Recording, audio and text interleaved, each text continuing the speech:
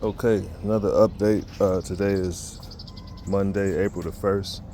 I uppotted these aloe the other day, and that's the pup right there, so they seem to be doing okay. The pup is kind of struggling, but I'm kind of noticing that these aloes, they just tend to get a little stressed out when they get repotted, transplanted, but they should be okay. Lady Banks is going strong. I've been pruning off anything that looks dead or diseased or damaged. Also, I put can you see it? Yeah, I went ahead and got some marigold.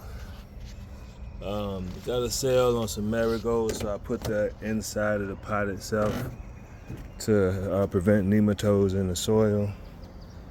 This is the other aloe vera plant that I uppotted, plus the pup that it put off. The pup looks like it's struggling. And over here, this is the original one that I upplanted. You can see it's kind of turning back green, which is great. And that's a pup from another, one of the other ones had like 2 pups on it. You can see I put a marigold into this Don Juan rose, which is continuing to just put on more and more foliage. She's looking real good. I also got some marigolds. What was that? That sounded like a car or something. And I put this in here with this bare root Don Juan so that it can just, protect some of the soil, so to speak. I added some more green food, kitchen scraps, and browns, some leaves to the compost today. Wet it down real good. It's supposed to rain in about an hour, but I'm not trusting it. So collards are looking good, kale's looking good.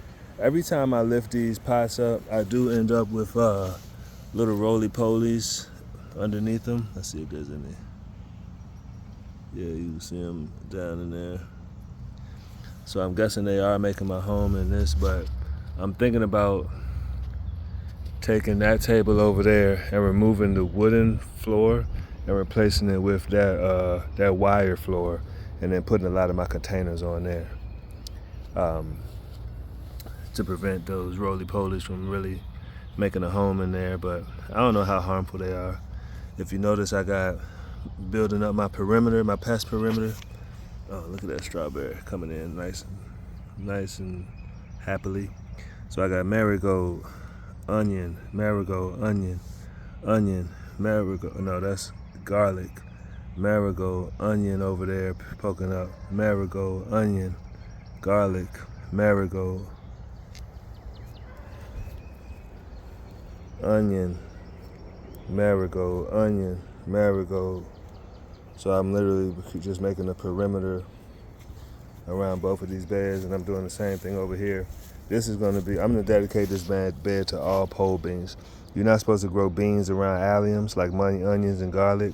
So that's going to be watermelons, hot peppers, cucumbers, and I'm going to put sunflowers over in that corner over there.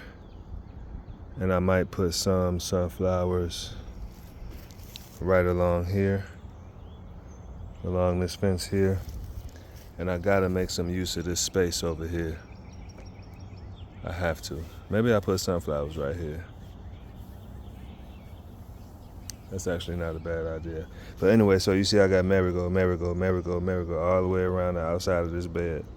So I'm starting this off now, really hoping that this, is gonna be a perimeter like a force field. We'll see how it works. And then I have a marigold in this pot. I was doing some research, and apparently it's real easy to cut trimmings off of marigolds and just propagate them. So I'm going to do that. I'm going to try to, as all of these get bigger, I want to cut them off. But I'm hoping that this one is going to be like the main one that I cut off of, because I'm going to have her in the pot all by herself, and I'll take really good care of her. I might even take her inside during the winter, so I can continue to cut off of that. Everything else is going strong. Blueberries are really starting to flower. You can see the actual Well, no, the berries aren't quite starting to form quite yet.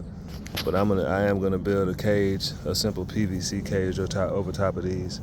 I probably just use bird netting, but I'm gonna just do like a half a tunnel sort of thing, sit it on the ground and just rock it like that. This dino kale's looking good.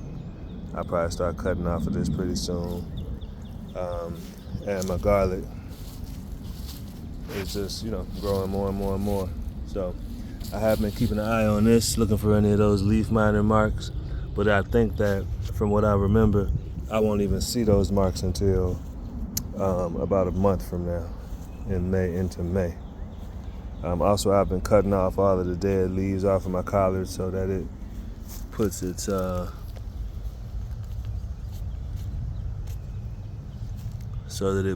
its energy into, get this off of the ground, so that it puts all of its energy into the good leaves, and these strawberries are growing nice and happy. Actually, I think I'm gonna take these strawberries over here right now and pot up what I can. Yeah, that's what I'm gonna do. So that's that. In the next week or so, I'm gonna actually come with some fish fertilizer and put it on on all of these greens. And also, I'm gonna come through and do a nice big harvest on these kale. I'm gonna take off like half of the foliage off of each of these kale plants, maybe tomorrow. But I harvested some kale yesterday, ate it. Just lemon juice, garlic powder, sauteed it up. It was delicious. So that's that. So see y'all next time. I'm about to go pot up these strawberries. And it's supposed to rain today. I actually believe it this time. Yeah, I got 3 pots. I actually believe that it's gonna rain this time because I can hear the thunder. So we'll see how that goes. But either way, rain or no rain, I watered everything decently today. I watered all of these marigolds in, except for a couple of them. But they'll be okay. If it doesn't rain tonight, I'll come and water them in real good tomorrow. Water the rest of them in real good tomorrow. So I'm gonna leave it at that. And the weather, there hasn't been a frost in about a week. I think there's one more frost supposed to come around this weekend, and then after that we'll be good to go. So see you later.